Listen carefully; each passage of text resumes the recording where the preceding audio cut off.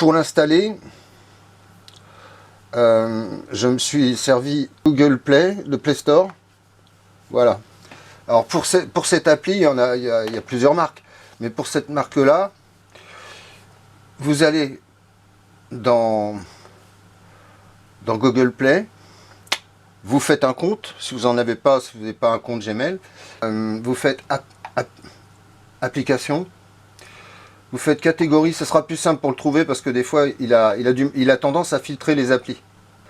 Et vous chercherez Wireless USG, comme ça. Wireless USG. Là il va pas le trouver parce que je ne l'ai pas connecté avec la box. Mais de toute façon je l'ai déjà installé, il s'installe tout de suite, hein. C'est très facile. Donc c'était juste pour vous montrer. Alors par contre, pour connecter la sonde avec, c'est-à-dire en ayant un autre réseau Wi-Fi pour la sonde et pour l'application, là on va sortir. Alors pour ça c'est assez simple. On va dans les settings, de toute façon on voit bien. On fait Network Internet. Et là j'ai installé déjà. Il a trouvé, il a cherché tous les réseaux Wi-Fi. J'ai allumé ma sonde Wi-Fi bien sûr avant. Et là il a trouvé la sonde. Elle est connectée. Quand elle n'est pas connectée, à ce moment-là, je vais pas la désinstaller parce que je l'ai installée pour un client. Vous avez simplement à mettre le numéro de série qu'il y a derrière en minuscule. Très important. Faut faire gaffe parce que avec les manuels des fois c'est pas très clair. Donc en minuscule vous faites le numéro de série puisqu'il va vous demander la clé privée en fin de compte de la sonde. Et là vous faites le numéro de série qui est derrière et vous connectez la sonde. Elle va se connecter tout de suite. Pensez aussi à laisser la connexion, que la connexion se refasse automatiquement. Sinon vous êtes obligé à chaque fois d'aller reconnecter l'appareil avec la sonde. Mais enfin c'est pas très long non plus. Donc voilà. Vous allez chercher sur Google Play l'application Wireless USG. Vous l'installez tout simplement. Vous savez qu'il faut appuyer sur ce bouton pour déclencher en fin de compte le freeze et puis les différents menus de la sonde.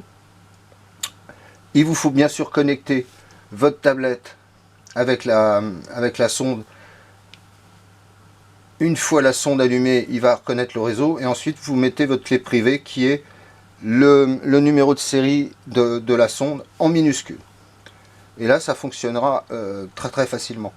Il y a d'autres possibilités. Vous pouvez aussi bien sûr par des applications Windows, vous pouvez installer des applis directement. C'est app install, je pense.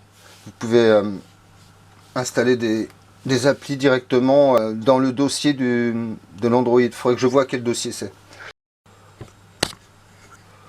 Donc pour savoir si vous êtes toujours connecté, vous appuyez simplement une fois et vous voyez une fois sur ce bouton et vous changez les menus. Donc en fin de compte ici par exemple j'ai le menu dynamique. Je vais me remettre un peu de gel pour qu'on voit, qui est très intéressant, qui donne plus de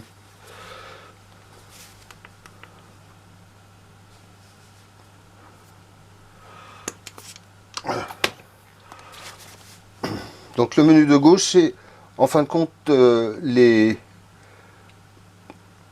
réglages et aussi quel type de le gain et tout ça. Donc en règle générale, alors je me remets dans le menu. Si je fais dynamique, j'ai une meilleure dynamique, une meilleure vision. Il faut que je mette un peu de gain pour qu'on voit mieux, parce que là c'est pas mal. On a une belle image très fine avec l'harmonique aussi. Alors l'harmonique, il faut rajouter un petit peu de gain parce qu'on est beaucoup plus fin. C'est très intéressant d'avoir l'harmonique tissulaire, sur une sonde convexe.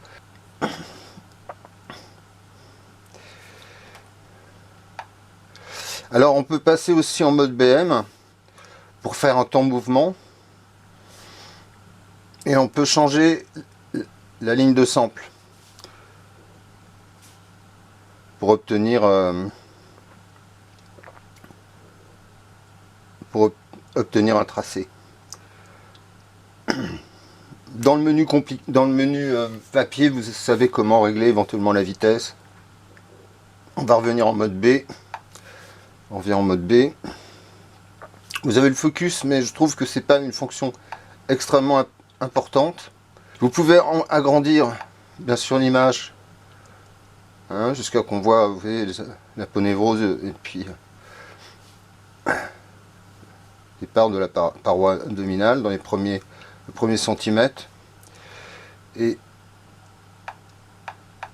on revient à peu près à une image générale où on descend au moins, on doit descendre au moins à 19 ou 20 à peu près. Alors donc pour les mesures, ah oui, alors pour les mesures il faut que je freeze. Hop, on va refaire une mesure à R. Hop. Et là, on va avoir une ellipse.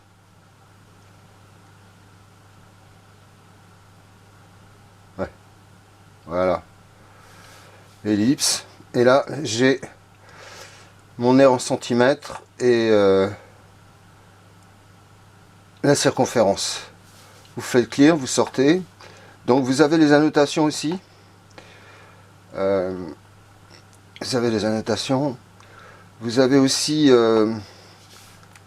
vous voyez le Cineloop qui enregistre vos derniers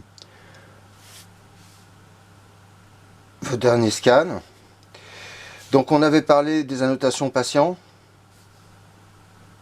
Donc ça c'est facile, hein, vous mettez tout ce que vous voulez et dans ces cas-là vous gardez en truc. Ensuite vous avez la fonction sauvegarde d'une image. L'image est sortie, elle a été numérotée.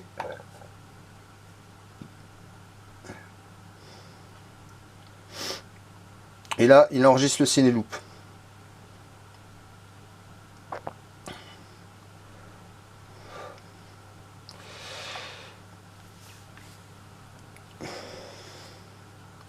Voilà, il a enregistré complètement le Cineloop.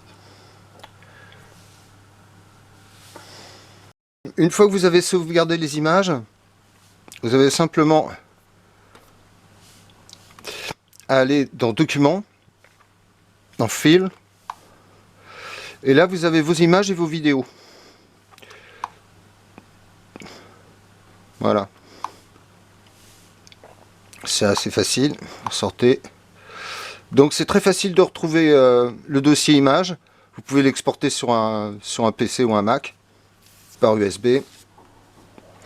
Je vous remercie.